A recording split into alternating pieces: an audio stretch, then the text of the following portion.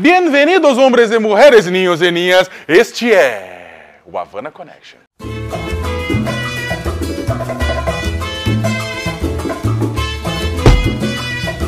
Depois de décadas, Cuba e Estados Unidos voltaram a ter relações diplomáticas. Essa mudança surpreendente inspirou este programa, que vai analisar o que está bombando no Brasil e no mundo sob um ponto de vista de esquerda. Seja lá o que significar ser de esquerda hoje em dia. Ao invés de atender ao pedido de ultraconservadores, vá pra Cuba, o programa trouxe Cuba pra cá. Para começar, apresento a equipe do programa, que nem precisaria de apresentações. O professor e coordenador do MTST, Guilherme Boulos, o jornalista e deputado federal, Jean Willis, e a jornalista e escritora, Laura Capriglione. Se a energia da raiva e do ódio que são mostradas na internet fossem canalizadas para uma coisa boa, a gente já teria a cura de todos os tipos de câncer. Como todo esse sentimento ruim é difundido de forma anônima, isto flui pelas frestas da alma de muita gente que procura um sentido para a vida e transborda em violência quando menos se espera. Bem, a gente começa o programa de hoje pedindo desculpa para o pessoal que está em casa, no trabalho, na rua, no parque, assistindo a gente. Mas, infelizmente, a nossa querida Laura Capriglione não pôde vir porque ela está dodói. A Laura está afônica, está de cama, manda um beijo para todo mundo, de esquerda e de direita, né? Mas, infelizmente, ela não pôde vir. Então, a nossa configuração está um clube do Bolinha. Então, estou pedindo para todo mundo não ficar chateado com a gente. Foi em cima da hora, né? Pra não... Só não é um clube do Bolinha mesmo porque tem eu aqui, né? Eu impunho a bandeira das mulheres. Laura, eu estou te representando nesse momento. Tecnicamente, sua identidade de gênero... Minha identidade de gênero é masculina, mas eu faço parte da população sexo-diversa, dos divergentes ou dissidentes sexuais, da qual Laura também faz parte. Então, eu estou representando Laura aqui, o clube não é tão do Bolinha. Antes de começar até o debate da gente da semana, né, as perguntas da semana, acho que tem umas coisas que era legal citar, porque o clima, a chapa está esquentando, né, na rua, né, pro pessoal de esquerda, né. Outra vez, acho que um ex-ministro, Manteiga, né, novamente foi assediado num restaurante, não sei quem mais, o Padilha também foi, né. Fotos, eu fui abordado no aeroporto, você é sacaneado o tempo inteiro nas redes sociais, ao ponto das pessoas fotografarem você num café em Nova York, com um jornalista, e publicar na rede como se você não tivesse o direito. Nossa, isso é muito louco, né? Que você está conversando com uma outra jornalista, sentado no café, a trabalho pela ONU em Nova York, de repente alguém tira uma foto e solta e fala... É que a ONU é comunista, né, Sakamoto? A ONU é comunista. Não, eles falaram. Você tinha isso, falando, Sakamoto estava a serviço daquela organização comunista que é a ONU. Eu falei, meu Deus, tá vendo? Eles disseram que a ONU é comunista, que a Universidade o Obama é socialista. Eu falei que ia dar palestra em Stanford, eu falei assim, Stanford é comunista. Eu falei, gente, é isso que dá. Você tacar bomba de gás em professor. A filósofa Márcia Tiburi, ela faz uma reflexão interessante no livro dela chamado Filosofia Prática, que ela faz uma reflexão filosófica sobre a burrice. Ela trata a burrice não como um xingamento, mas como uma categoria que é objeto da investigação filosófica. E ela vai dizer que o burro, né, o canalha, ele se fecha ao conhecimento, então ele tem uma visão pronta do mundo. É isso, a pessoa não quer saber o que você estava fazendo em Nova York. Você não pode estar em Nova York porque você é um cara que defende causas justas. Você defende justiça social, você é humanista, você está a favor dos oprimidos, então por isso você não tem o direito de estar em Nova York. Aliás, eles até ignoram a presença de comunistas em Nova York, né? Quer dizer, é uma estupidez, a gente tem que lidar com esse tipo de estupidez agora, o cara levantar e bater na taça e chamar a atenção do restaurante para tentar humilhar Alexandre Padilha. Quer dizer, outro dia aqui em São Paulo, no próprio Itaim, eu estava num restaurante, eu vim para um evento da Companhia das Letras, eu entrei com Marilda, que é minha amiga e trabalha comigo, e por pouco não aconteceu isso, mas o clima era de completa tensão, como se eu não pudesse estar no restaurante no Itaim. A coisa chegou nesse nível. Eu acho que aí nós temos que ponderar duas coisas. Primeiro, isso que você falou, quer dizer que é um negócio delirante, né? Porque também tudo virou esquerda. Essa coisa, a ONU é comunista, o Obama é socialista, né? O PT está fazendo revolução bolivariana no Brasil, antes fosse, mas enfim, não é o caso. E a ponto de quadros do PT, o Padilha, o Manteiga, que cá entre nós não representaram um governo propriamente amplamente de esquerda, de conflito, de embate, Muito serem, pelo contrário, né? Padilha cedeu bastante a chantagem de fundamentalistas religiosos quando estava no Ministério da Saúde, por exemplo. Veja, o Mantega, quer dizer, a política econômica brasileira nos últimos 12 anos não foi exatamente uma política econômica de esquerda, certo? Pode não ter sido tudo aquilo que os neoliberais queriam. Ele tá mais a sinusite está deixando um pouco mais tranquilo. Não foi exatamente de esquerda, né? Não foi em outra esquerda, circunstância né? ele ia falar assim. Daí a ser bolivariano. Preguiça! Daí a ser bolivariano, como essas pessoas dizem, porque nem de esquerda foi. Mas veja, é um negócio delirante. Nós temos uma direita delirante no Brasil, desqualificada, essa turminha de blogs e não sei o quê. E aí isso pega. Isso vaza e vai pegando também a base deles nas ruas, que começam a surtar desse nível, né? Vocês viram o vídeo que... o pessoal cospe, cara. Vocês viram o vídeo que a turma que está marchando para Brasília, né? Não tem uma turma marchando para Brasília? Tem. Um grupo aí, né? Acho que umas 7 pessoas, eu acho, no máximo. Não, parece que tem mais. Tem mais? A Folha hoje está falando de estar com 30 agora. 30 pessoas? 30? Bom, eu achava daqui que a pouco enche o ônibus. Mas essa turma aí gravou um vídeo ofendendo o Aécio, ofendendo o PSDB, chamando de arregão. Tem um que fala de uma maneira odiosa, vociferando, vamos bater panela para vocês também, porque PT é igual ao PSDB. Bom, numa certa medida eles até têm um pontinho de razão, quer dizer, em termos de políticas econômicas... Agora eu vou exercer meu papel. Um pontinho não, um belo ponto de razão. Em termos de política econômica são bem parecidos. Mas o que eu quero chamar a atenção é para o cria-cuervos, como diz o ditado espanhol, né? Cria-cuervos e te sacam os ojos. Quer dizer, essa gente que foi alimentada por essa oposição irresponsável, inclusive pelo próprio Aécio, agora grava vídeos ofendendo ele por ele ter dito que a agenda do momento não é o impeachment. Então, quer dizer, o exercício da política como discernimento está correndo risco por causa da postura desses imbecis. Agora, isso tem que ser enfrentado. Eu acho que isso nós precisamos ponderar. Padilha, tem diferenças com Padilha, tem diferenças com Mantega, muitas. Agora, nós não podemos admitir uma marcha de fascistização da sociedade. Isso precisa ser denunciado, precisa ser condenado, precisa ser enfrentado. O problema, na verdade, é que tudo isso também é muito subterrâneo, na verdade. Isso é subrepetir, isso é subterrâneo.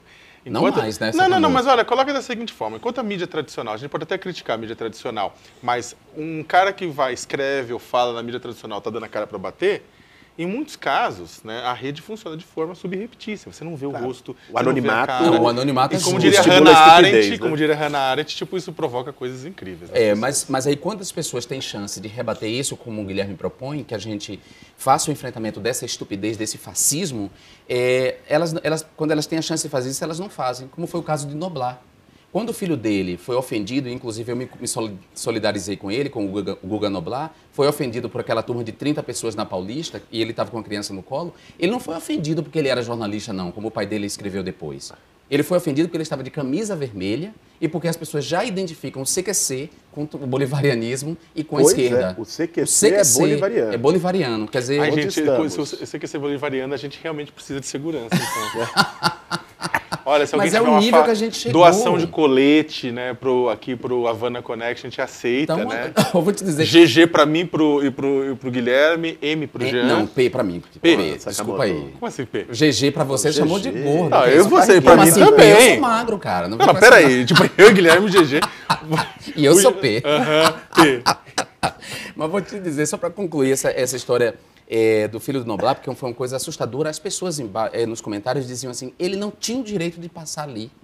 Como assim? Quer dizer, o direito de ir e vir, você circular pelas ruas de São Paulo agora, não pode ser, não pode mais, porque você está provocando essa turma da direita. Onde já se viu isso? O governo Joaquim Levy anunciou um corte de quase 70 bilhões para cumprir sua meta fiscal em 2015. Saúde e educação não foram poupados. Apesar do aumento de impostos junto aos bancos, que representam 4 bilhões, quem deve mesmo sentir o peso do ajuste é o trabalhador. O presidente da República, Joaquim Levy, com o apoio do vice Michel Temer, estruturou um pacote de corte de 70 bilhões que atingiu diretamente saúde, educação e uma série de programas sociais. Você acha que era por aí mesmo?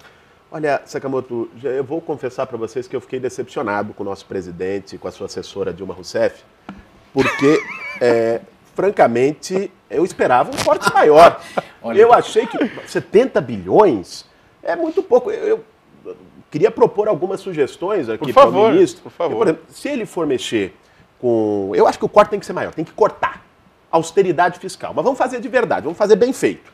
Então, vamos começar mexendo com a sonegação das grandes empresas, que no ano passado foi, segundo estudos, próximo de 500 bilhões de reais só em sonegação. Só um parêntese, a Operação Zelotes não tem apoio nem da mídia... Nenhum. Só a Zelotes, 19 bilhões. Exatamente. Pega de grandes bancos. O maior é o Santander, o maior investigado das Zelotes. Mais propostas, eu acho que temos que ajudar o nosso presidente. Então, 100 bilhões, segundo o estudo de economistas renomados e tal, poderiam ser economizados ou adquiridos pelo Tesouro com uma taxação das grandes fortunas. Esse negócio de MP, que tira 20 bilhões de seguro-desemprego, isso é merreca. Vamos pegar 100 bilhões de taxação de grandes fortunas. Né? A cada meio ponto que o Banco Central aumenta de juros, é 10 bilhões por ano que onera mais o Tesouro com pagamento de rolagem da dívida pública. Sim, isso é fundamental, essa auditoria da dívida. Então, auditoria da dívida pública. Pega só amortização e juros da dívida, mais de 900 bilhões no ano passado. Vamos mexer aí, vamos fazer austeridade fiscal onde está a torneira de verdade do dinheiro público. Então o presidente precisa olhar para essas áreas. Mas ele não vai olhar, sobretudo depois de elogiado pelo FMI, né? A gente viu isso. Aliás, eu achei curioso vocês dizerem o presidente Levi e o vice-presidente Michel Temer, né? Mas não esquece da assessora. A assessora tem uma assessora especial. Assessoria especial. Mas eu acho interessante, porque na prática é isso mesmo. Quem manda no país é quem tem o controle político e o controle financeiro. O controle financeiro. Levi e Temer. Exatamente. A Dilma hoje é uma assessora muito bacana. É uma assessora simpática. Inclusive, a assessora deveria cuidar um pouco mais de outros temas. O trabalho escravo, ela está deixando um pouco a desejar. Não só ela, como a bancada petista, ela está acuada. Durante a votação da medida provisória do ajuste fiscal, o PT ficou acuado, mas acuado de uma maneira assustadora. E mesmo os petistas que não votaram pelo ajuste, que é o caso da Érica Cocai, que votou contra, ela votou silenciosa, né? Ela não foi na tribuna dizer por que ela não estava votando. Ela votou silenciosa contra, ela já foi, de certa forma, meio que punida pelo partido, colocada na geladeira. Já não vão dar temas importantes para ela relatar lá na Câmara. Então o PT está engessado. O PT está engessado, mas a pergunta é, a gente vai ver nos próximos tempos o fim do PT? E eu não estou falando fim do PT por uma decisão judicial, acabar com o PT, que nem os ficam falando. Sim. Eu estou falando de fim mesmo, porque o partido ele não se sustenta mais, não se estrutura mais. Você acha que a gente vai ver uma troca, sei lá, de nome? Se o partido não fizer aquilo que Caetano Veloso propõe ao cinema novo na música dele, quer dizer, ser novo de novo, se o partido não se refundar, voltar a ser Partido dos Trabalhadores, a tendência dele é acabar mesmo. Eu acho que o projeto político do PT, do ponto de vista de transformação social, um projeto original, esse projeto está esgotado. Né? Esse projeto se esgotou politicamente. Agora eu acho que nós temos que diferenciar aí. Né? Uma coisa é o esgotamento do PT para fazer mudanças progressivas, e aí a possibilidade, nós temos também gente boa no PT, Sim. gente que muita gente pensa criticamente a sociedade e tal. Outra coisa também é a sanha antipetista, a onda antipetista que vem pela direita, com o sentido de vamos eliminar o PT da sociedade, este câncer PT, vamos retirá-lo da sociedade e da política brasileira. Com essa parte. Essa parte eu já falei que isso aí é maluco. E queremos deixar claro que não endossamos isso. Quando eu digo assim, quando eu falo que o PT vai acabar, é nesses termos que colocamos aqui, não a partir da perspectiva Estamos discutindo uma perspectiva institucional, na verdade, com relação a ela representar um grupo, né, e ter um discurso, uma narrativa, né? Acho difícil. Não, eu acho que o PT não acaba. Eu acho que ou existe uma possibilidade que me parece remota, dado também o nível de comprometimento que se tem com setores econômicos poderosos na sociedade. Esses 12 anos de governo deixaram também muito rastro nesse sentido, de ele teria uma possibilidade de se renovar. Eu, francamente, não vejo isso acontecendo. Né? Não, também não e ele vejo. tem a possibilidade de se tornar ainda um aparato institucional, um aparato partidário que vai continuar subsistindo na política brasileira, mas cada vez mais como um partido igual aos outros. Igual o PMDB. Sem nenhum diferencial. Sim. É um partido que vai ser uma máquina eleitoral, vai fazer disputas, vai ganhar prefeituras, governos, eventualmente até fique mais um tempo no governo federal, vai ter as suas bancadas, mas sem nenhuma perspectiva transformadora ou que traga algo progressivo para a sociedade brasileira. O golpe que assassinou de forma brutal um ciclista no Rio de Janeiro pode ter partido de um rapaz de 16 anos. Mas, se isso se confirmar, ele não terá chegado àquele momento sozinho. Temos uma parcela de responsabilidade por atos de violência como esse, bem como no caso de jovens que se tornam soldados do tráfico para matar e morrer. Na verdade, desprezamos a existência deles. Até temos nojo dela, fechando o vidro de carros ao avistar o menino pobre no semáforo. Jean, esses últimos dias as redes sociais estiveram em polvorosa por conta da morte, do assassinato, do esfaqueamento do ciclista, do médico no Rio de Janeiro, lá na Lagoa Rodrigo de Freitas, né?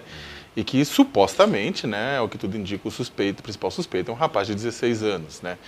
E ficaram mais em polvorosa ainda quando o jornal O Extra fez uma capa bastante corajosa, do meu ponto de vista, dizendo que 2 tragédias, o abandono dele e a saída dele da escola, né, o abandono pela família e pelo Estado, poderiam estar antecedendo uma 3ª tragédia, que é a morte do ciclista, né? Olha, o Rio está vivendo momentos dolorosos, assim, sabe? E nesses momentos dolorosos, as pessoas tendem a perder o discernimento. Todos nós ficamos chocados com a morte do médico, todos nós somos solidários à família, e todos nós queremos que o autor daquele crime seja punido pelo crime, né? Mas nós queremos que o autor do assassinato seja punido no tempo das garantias jurídicas, que ele passe por um processo que... tem gente defendendo o linchamento, que ele seja linchado e junto com ele todos os menores, todos os adolescentes de rua que estão nas ruas, né? Tem a gente propondo que todos fossem reunidos e fuzilados.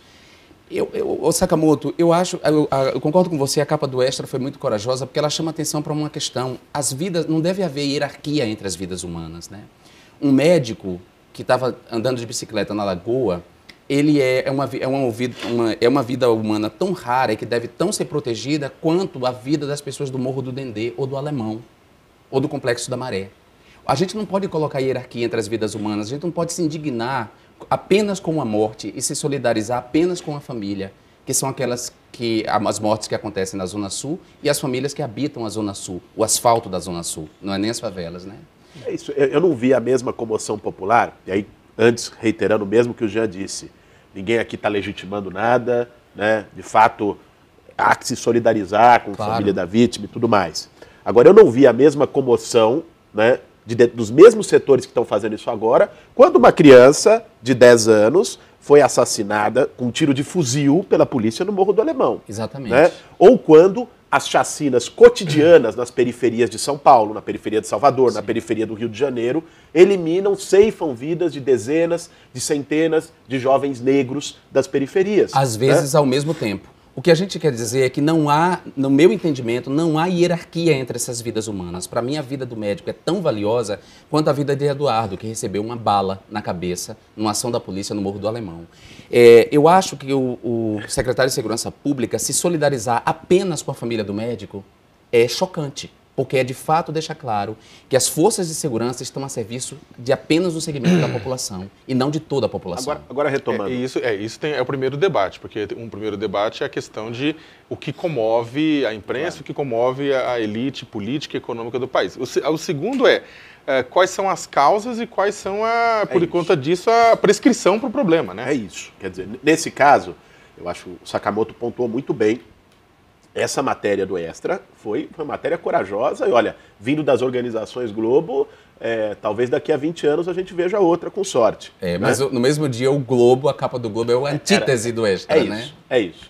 Mas enfim, porque ela aponta algo que todos sabem, mas que numa onda, numa sanha punitiva e direitista que vem com os programas policiais na televisão, virou quase que um tabu dizer. Claro. Né?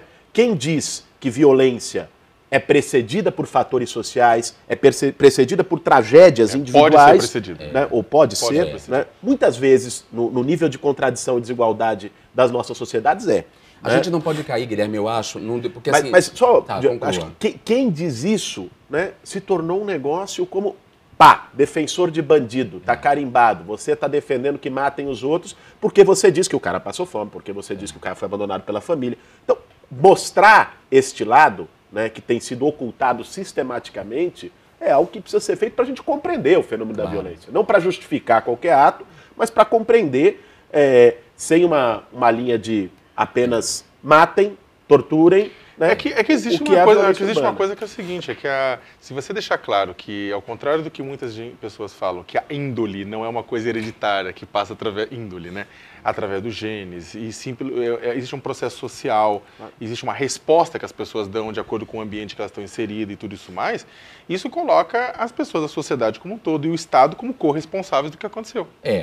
Mas a criminologia do senso comum, que é alimentada pela criminologia mediática, não vê dessa maneira. A criminologia do senso comum e mediática é uma criminologia lombrosiana, proposta pelo Cesare Lombroso, que diz que as características de um assassino são próprias e são inatas a ele. Quer dizer, ele nasce com aquilo. Nasceu perverso. Nasceu perverso. Essa é uma criminologia que já foi derrubada, mas ela persiste no senso comum. E quase sempre as pessoas identificadas como os perigosos são as pessoas negras, pobres, né? São os excluídos. É importante a gente lembrar que ninguém está dizendo aqui que a pobreza por si só gera violência. Não, porque senão nós teríamos um país inteiramente violento, já que nós temos E muita isso em gente si pobre também nesse seria um país. preconceito. Seria um preconceito. Mas é claro que a pobreza, a desigualdade social é um fator Que deve ser levado em consideração. que deve ser levado em consideração.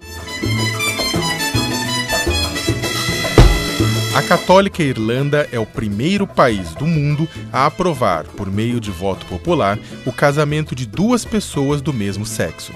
Por aqui, a maioria ainda segue orientações dos auto-intitulados representantes de Deus, que dizem quem pode amar e como.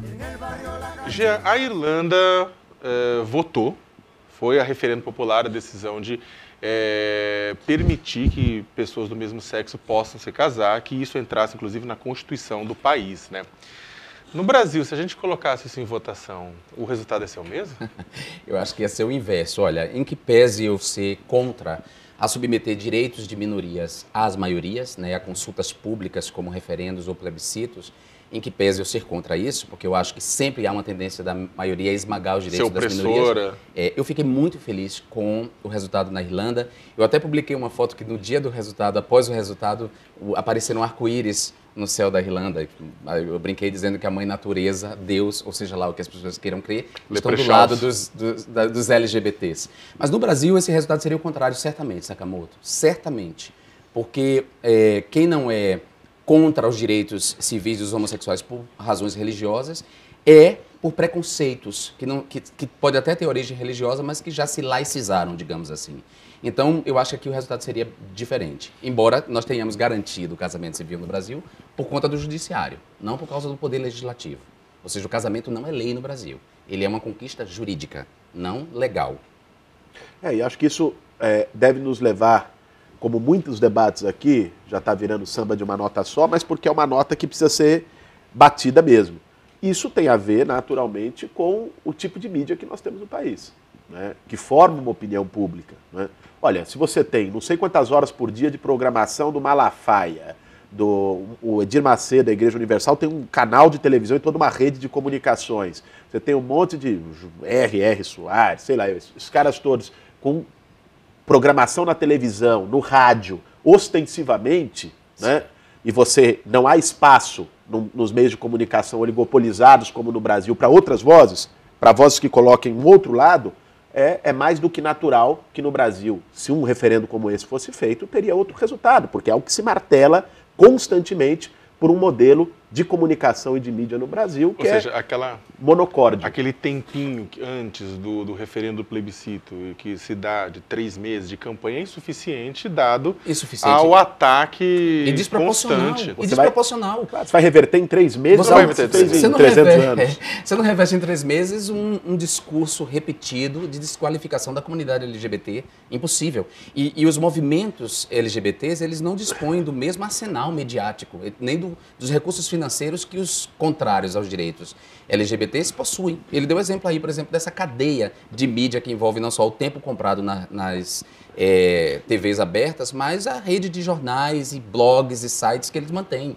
com dinheiro. E vou dizer mais, a tentativa de colocar um discurso contrário, como a Globo fez, que a Globo também é complexa, na novela da Babilônia, de colocar um casal e discutir essa questão do direito ao casamento e à família, foi rechaçado por esse segmento, que é poderoso, sim. E a Globo sentiu isso agora. com a rejeição à novela das 8. Orquestrado, uma campanha orquestrada mesmo, contra a novela, que trata desse tema. Né? O interessante é que há muitos políticos, é claro, acho que todos nós somos partidários da participação popular, de aumentar instrumentos de participação popular na política. Agora, muitos políticos conservadores, inclusive, sonham poder colocar dezenas de plebiscitos e referendos na sociedade para poder legislar sobre temas, digamos, polêmicos, né?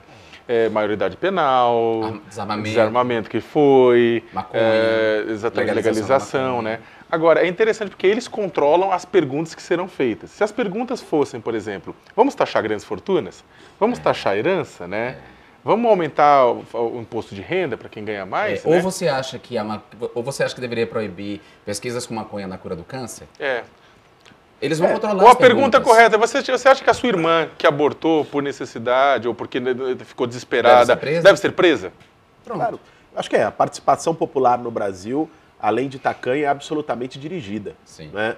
Mecanismos de participação popular que uma verdadeira reforma política no país deveria produzir, com plebiscito sobre os temas fundamentais e tudo mais, isso está muito longe da nossa real situação. O que nós estamos vendo, inclusive, conversando com o Geo, que está quase na pauta do Congresso para ser votado no próximo período, falando em reforma política, não é isso que aparece. Ao contrário, é uma contra-reforma política, é um aprofundamento ainda mais perverso do sistema político que nós temos, que é antidemocrático. E dos sistemas que têm provocado histeria coletiva através da cobertura midiática, que são os esquemas de corrupção. Então, a proposta de Eduardo Cunha, a proposta do Distritão, que só existe, só está em voga no Afeganistão, essa proposta é recrudescer, além de esvaziar os partidos completamente, de transformar na briga de todos contra todos, ele valoriza a questão da grana, a força da grana no resultado das eleições. E os currais, né? E os currais eleitorais, e não só isso, os esquemas de corrupção de compra do parlamento depois. Quer dizer, o governo vai ter que recorrer à compra do parlamento, aos mensalões, para poder votar matérias. E nós outros vamos ficando por aqui. Esperamos que tenham gostado do programa. Hasta luego y hasta la vitória siempre. Soy loco por ti, América. Yo voy a traer una mujer playera, que su nombre sea Martí, que su nombre sea Martí. Soy loco por ti de amores, tenga como colores la espuma blanca de Latinoamérica y el cielo como bandera, y el cielo como bandera.